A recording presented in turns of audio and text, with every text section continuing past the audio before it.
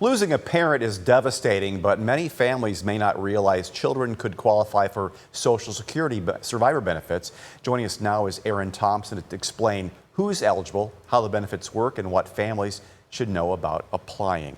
It's nice to know that this is something that's out there. So if mom dies, father dies, if they have been paying into Social Security, that's key. Explain how that all works. So the younger an individual is, the less they need to pay into the program to become what's called insured.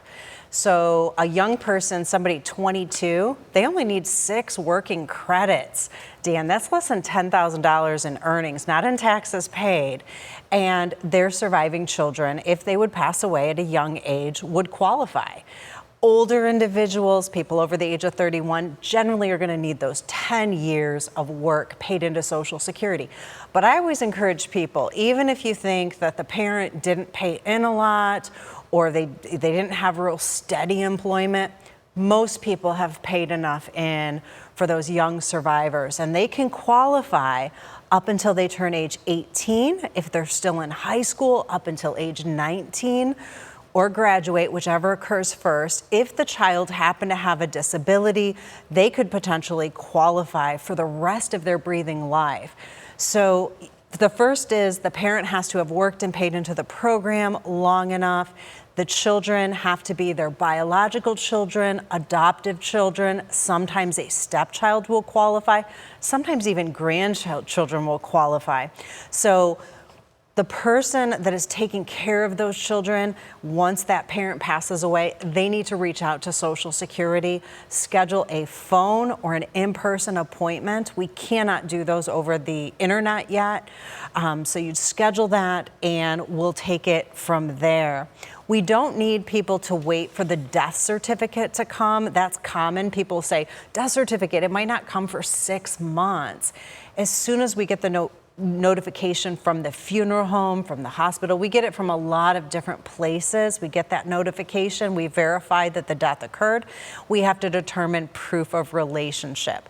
So how do we determine that? We're looking at the kid's birth certificate. If there's the parent's not on the birth certificate, that would generally be the father. We would look at child support orders. Now, it varies on the number of kids they have, correct? On the amount that they would get? Yes. If it's one child versus 5 kids. Sure. So generally speaking, you can look at your My Social Security account online, and it'll say what is eligible for your survivors.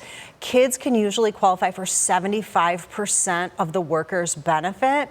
Most of the time, we can pay 2 kids that full rate. If there's more than 2, sometimes 3, but if there's more than 3 kids, they start splitting what's available.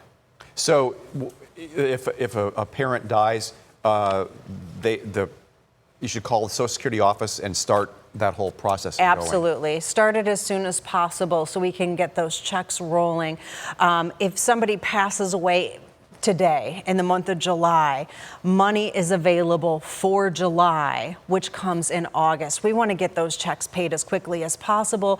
We recognize that people are financially struggling with the loss of a parent, especially when it comes to income. So we want to try to push those cases through as quickly as possible.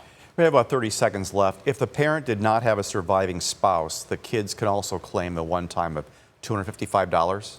So the one-time $255 is that one payment that generally goes to a surviving spouse. But if there was not a surviving spouse, then we would look to pay those children. If there are children under the age of 19, still in high school, or children disabled before age 22, they would get that benefit. A lot of information to go to ssa.gov. That's absolutely a great website for picking through there, getting information you need. Or if you have a question, you can always call the office. Absolutely. Aaron, thanks so much for being here. Thank you.